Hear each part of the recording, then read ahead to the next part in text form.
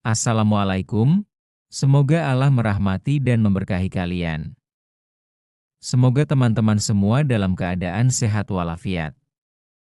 Setelah salam, saya ingin mengajak teman-teman untuk berlangganan kanal kami agar setiap video baru kami sampai ke kalian. Sekarang mari kita lanjutkan ke ceritanya. Malam itu, sekitar pukul 22.30, suasana jalan alternatif di pinggiran kota Bekasi cukup sepi. Lampu jalan beberapa padam, hanya sesekali terdengar suara kendaraan melintas. Seorang gadis muda, berusia sekitar 23 tahun, mengendarai mobil kecil warna hitam. Wajahnya terlihat tenang, tapi matanya terus mengawasi kaca spion seolah sudah terbiasa dengan kondisi yang tidak aman. Namanya Nadia, seorang mahasiswi tingkat akhir yang juga bekerja paruh waktu. Dari luar, ia tampak seperti gadis biasa, sederhana, santun, dan sedikit pendiam.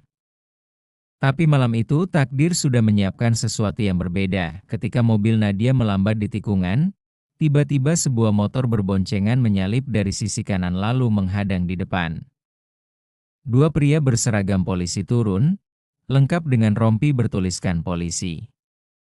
Mereka terlihat kasar, wajahnya tegang, dan jelas bukan sedang melakukan razia resmi. "Berhenti! Berhenti kamu!" teriak salah satu dari mereka sambil mengetuk keras kaca mobil. Nadia menghela napas pelan. Dengan tenang, ia menurunkan kaca jendela. "Ada apa, Pak?" tanyanya sopan. Polisi yang satu langsung menyorotkan senter ke wajahnya. "Kamu dari mana malam-malam begini? Coba kasih lihat SIM sama STNK." Suaranya lantang, penuh tekanan. Nadia mengeluarkan dokumennya tanpa banyak bicara. Polisi itu melihat sebentar, lalu tersenyum miring. "Wah, ada masalah ini. Kamu tahu nggak? Jalan yang kamu lewatin tadi itu rawan kecelakaan. Kalau mau urusanmu aman, ya, kamu ngertilah maksud saya." Polisi satunya mendekat, mencondongkan tubuh ke arah jendela mobil. "Ya udah, jangan banyak alasan. Keluarin aja duit 5 juta. Kalau enggak, besok-besok kita bisa bikin masalah sama kamu. Bisa ribet, loh." Nada suara mereka makin kasar, seperti sudah terbiasa melakukan pemalakan di jalan sunyi itu. Nadia menatap tajam, lalu tersenyum tipis. 5 juta, Pak? Uang sebanyak itu buat apa? Saya nggak salah apa-apa." Suaranya tetap lembut, tapi matanya mulai dingin. Polisi pertama langsung membentak, "Jangan banyak bacot. Kalau nggak mau ribet, bayar aja. Kalau nggak, ikut ke pos." Sekilas, Nadia tampak ragu. Tapi sebenarnya dalam hatinya ia justru menimbang-nimbang sesuatu. Ia membuka tas kecil di kursi samping, membuat kedua polisi itu semakin bernafsu karena menyangka ia akan mengeluarkan uang. Namun, detik berikutnya, situasi berubah drastis. Nadia mengeluarkan sesuatu yang membuat kedua polisi itu membeku. Sebuah pistol hitam licin, standar militer, yang jelas bukan mainan. Mata kedua polisi itu langsung melebar. Mereka refleks mundur setengah langkah, wajahnya pucat seketika. Nadia menodongkan pistol itu tepat ke arah salah satu dari mereka. "Lucu ya? Kalian kira saya cewek biasa yang gampang dipalak?" Nadia berbicara dengan nada dingin, berbeda jauh dari sikap lembutnya tadi. Polisi yang ditodong sampai gemetar, bibirnya bergetar mencoba bicara. "Cewek macam apa kamu ini?" Nadia tidak menjawab. Ia justru keluar dari mobil dengan langkah tenang, masih menodongkan pistolnya. Malam yang tadinya sepi kini berubah tegang. "Sekarang, siapa yang mau bikin saya ribet?" "Hah?" Nadia mendekat, pistolnya hanya beberapa sentimeter dari wajah polisi itu. Dan untuk pertama kalinya, dua polisi arogan itu justru kehilangan wibawa. Yang tadinya membentak-bentak, kini hanya bisa menelan ludah. Keringat dingin mengucur di pelipis mereka. Mereka sama sekali tidak tahu bahwa cewek yang mereka pala ternyata bukan orang sembarangan. Kedua polisi itu berdiri kaku. Suara jangkrik di sekitar jalan sunyi terdengar lebih jelas, seolah menertawakan ketakutan mereka. Nadia menodongkan pistolnya dengan mantap, tatapannya dingin menusuk polisi pertama, yang tadi paling galak, mulutnya terbuka hendak bicara, tapi suara yang keluar hanya terbata-bata. Jangan macam-macam, Neng, ini bisa kita bicarakan baik-baik. Polisi kedua mencoba berlagak tegar, meski tangannya jelas gemetar. Kamu pikir, pistol itu bisa bikin kamu seenaknya? Kamu bisa dipenjara kalau begini. Nadia tersenyum sinis. Ia menundukkan pistolnya sebentar, lalu menekankan ujungnya ke dagu polisi pertama. Di penjara? Justru kalian berdua yang layak dipecat, atau mungkin masuk bui. Mau saya sebutkan satu persatu apa saja yang baru kalian lakukan malam ini? Polisi pertama semakin pucat. Nadia melangkah mundur selangkah, memberi jarak, lalu dengan suara lantang ia melanjutkan. Memalak warga, melakukan pungli, menakut-nakuti dengan jabatan, dan yang lebih parah, melakukannya di tengah malam di jalan sepi. Itu tindak kriminal, bukan tugas polisi. Polisi kedua menelan ludah, mulai panik. Kamu siapa sebenarnya? Jangan-jangan, Nadia menurunkan pistolnya, lalu dengan tenang merogoh saku jaket kulitnya. Dari situ ia mengeluarkan sebuah kartu identitas resmi dengan lencana khusus. Ia melemparkannya ke arah dada salah satu polisi. Polisi itu langsung refleks menangkapnya. Begitu matanya membaca tulisan di kartu itu, wajahnya langsung pucat pasi. D. Direktorat Intelkam? Suaranya bergetar ya? Benar. Nadia ternyata adalah anggota Intel Kepolisian Khusus yang sedang menjalankan tugas penyamaran. Ia ditugaskan untuk memetakan jaringan oknum polisi nakal yang sering melakukan pemalakan di jalur gelap itu. Dengan nada datar, Nadia menjelaskan, sudah berminggu-minggu saya mengamati jalur ini. Banyak laporan warga yang mengeluh diperas, tapi tidak ada bukti. Dan malam ini, akhirnya saya dapat pelakunya. Ternyata kalian. Polisi pertama yang tadinya sok berani kini terduduk lemas di pinggir jalan. Tangannya gemetar hebat. Saya cuma ikut-ikutan. Mbak, saya nggak pernah. Suaranya tercekat, hampir menangis. Nadia mendekat, menundukkan wajahnya hingga sejajar. Ikut-ikutan? Kamu pikir itu bisa jadi alasan? Sejak kapan jadi polisi berarti boleh jadi pemalak jalanan? Polisi kedua mencoba mencari celah. Tunggu dulu, Mbak. Jangan gegabah. Kita bisa damai, kita bisa atur semuanya. Jangan bawa masalah ini ke atasan. Mendengar kata-kata itu, Nadia langsung meledak dengan tawa pendek, getir, damai. Kalian pikir saya sama dengan kalian? Maaf, saya bukan TV yang bisa dibeli. Kalau saya kasih ampun malam ini, besok kalian pala orang lain lagi, kan? Polisi pertama menunduk, keringat bercucuran.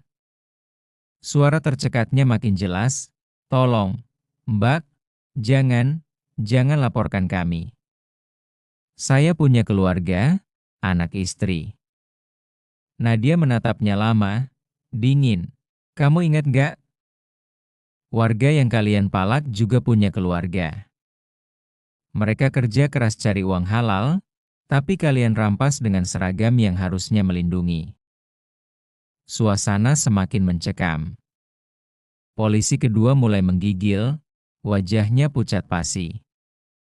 Nadia mengangkat kembali pistolnya, kali ini diarahkan ke mulut polisi itu. Sekarang siapa yang mau atur saya? Nadia berbisik tajam, dan saat moncong pistol itu benar-benar menempel di bibir polisi arogan tersebut, seketika air matanya jatuh. Polisi yang tadi begitu angkuh kini menangis terseduh, ketakutan setengah mati. Nadia menghela napas panjang, menatap keduanya dengan jijik. Kalian berdua baru saja meludahi kehormatan seragam yang kalian pakai. Tapi tenang, saya sudah siapkan akhir yang pas untuk kalian.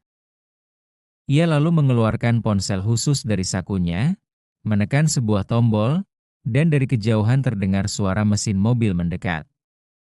Beberapa menit kemudian, sebuah mobil hitam tanpa tanda polisi resmi berhenti di dekat mereka. Pintu terbuka, dan 3 pria berbadan tegap keluar.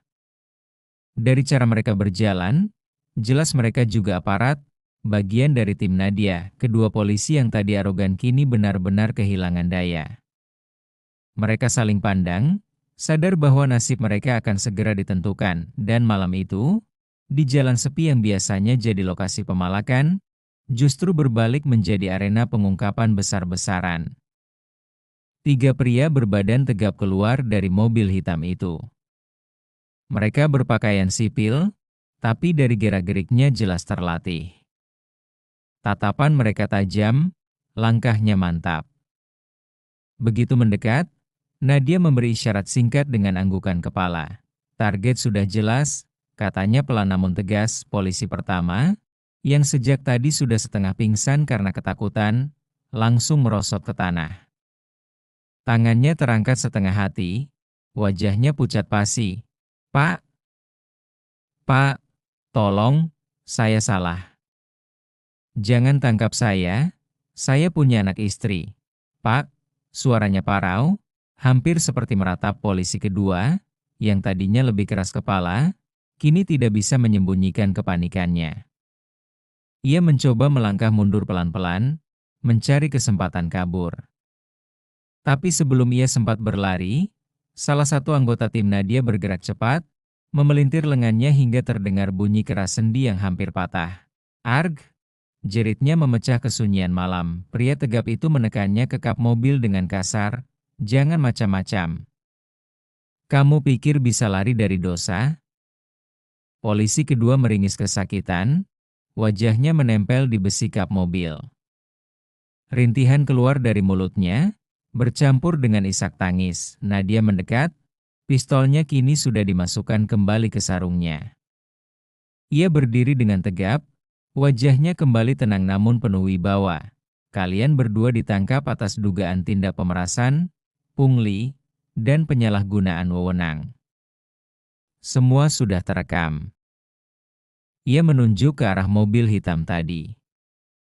Dari dalam, seorang anggota tim mengangkat kamera kecil yang selama ini merekam seluruh kejadian malam itu, sejak polisi arogan itu menghentikan mobil Nadia. Bukan begitu, Mbak. Tolonglah, kasih kesempatan sekali ini aja. Saya janji nggak akan ngulangin lagi, teriak polisi pertama, sambil berlutut dan menangis. Air matanya jatuh deras, seragamnya kini basah keringat dingin, tapi Nadia tidak bergeming. Kalian pikir saya bodoh? Kasus kalian bukan hanya malam ini.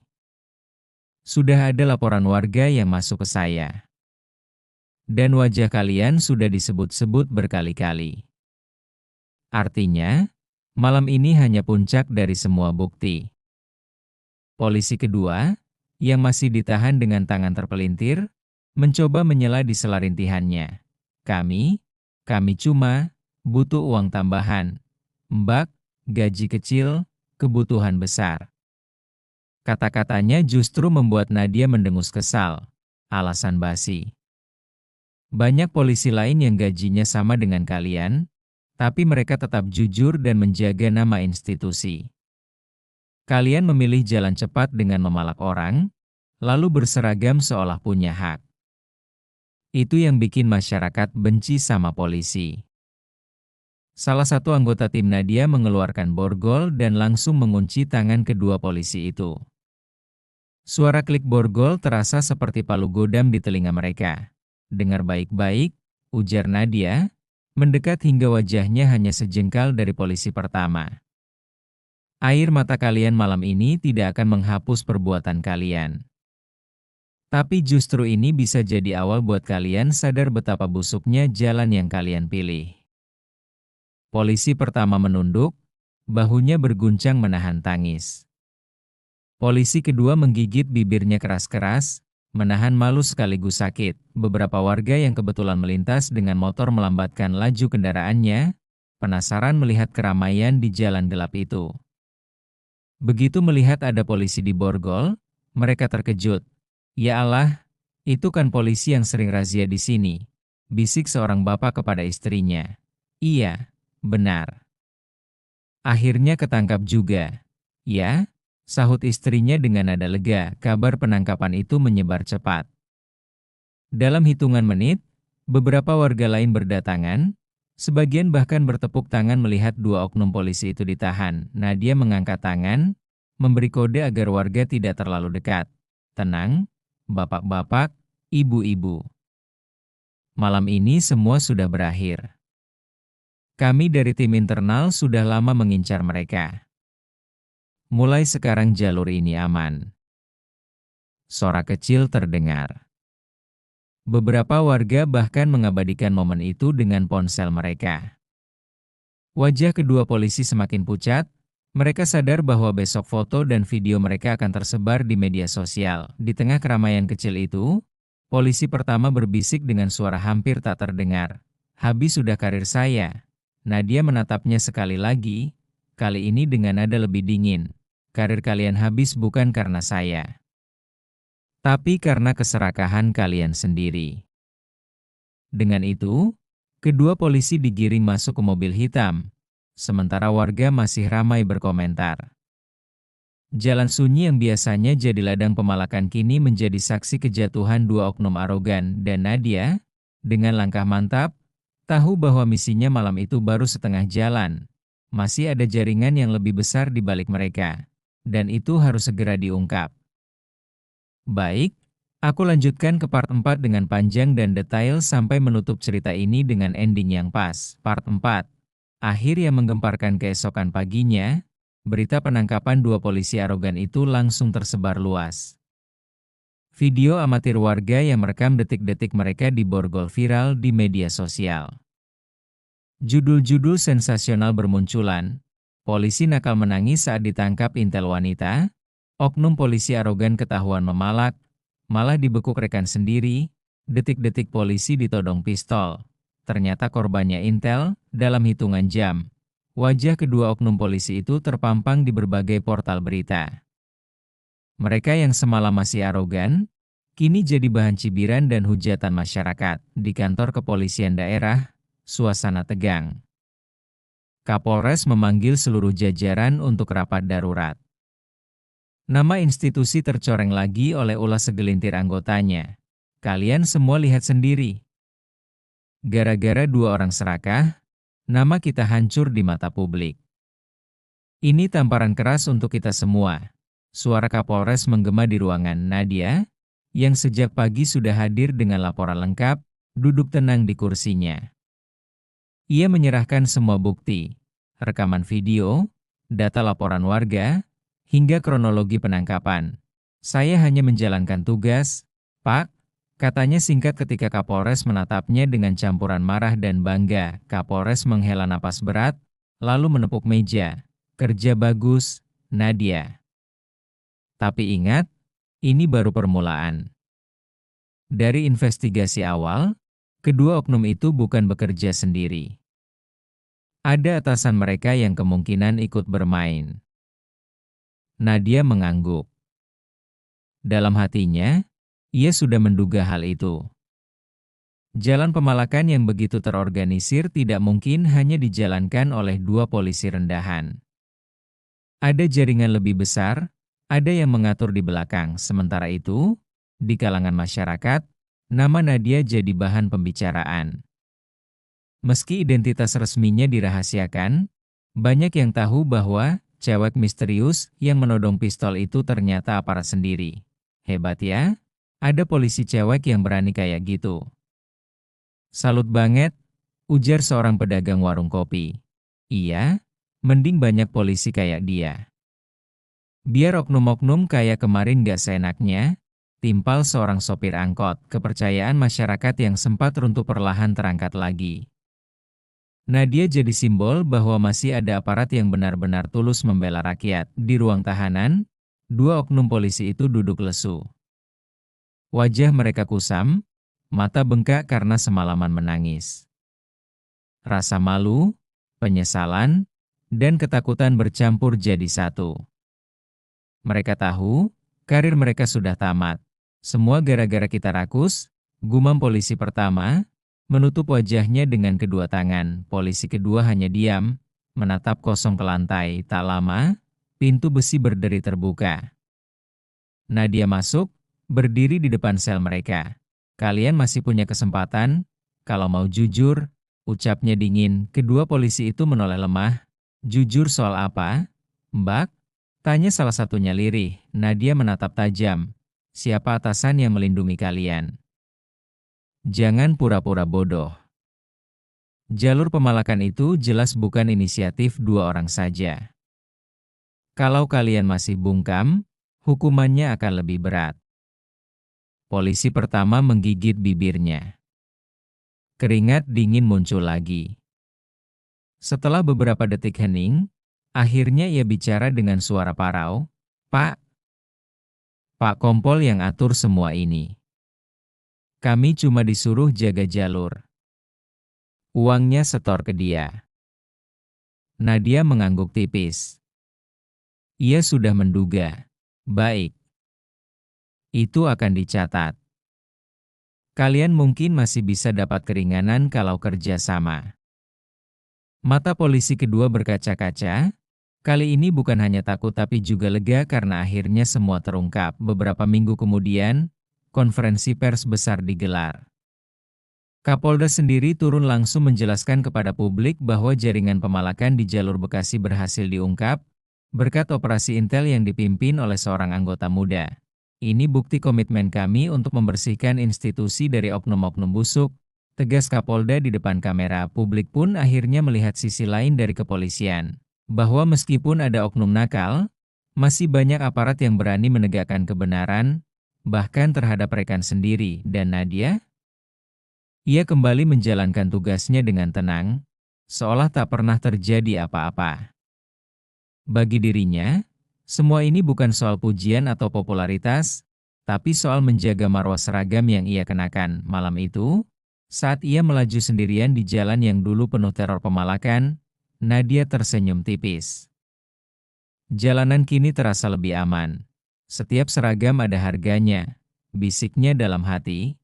Dan aku akan pastikan, harga itu tetap terhormat. Kasus pemalakan yang dilakukan dua polisi arogan itu berakhir dengan penangkapan mereka, pengungkapan jaringan yang lebih besar, dan tegaknya kembali kepercayaan publik. Ironi terjadi, dua oknum yang biasa menakut-nakuti orang lain justru akhirnya menangis ketakutan. Sementara sosok yang mereka remehkan, seorang gadis muda, menjadi penentu nasib mereka.